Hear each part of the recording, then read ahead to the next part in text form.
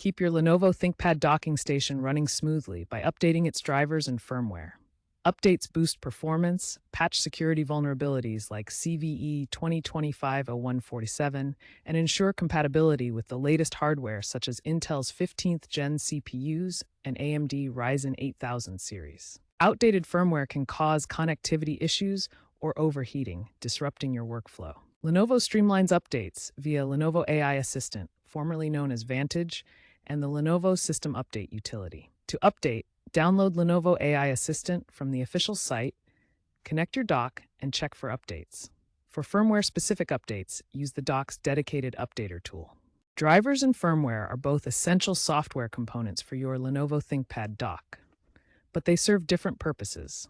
Let's explore their key differences and what the future holds.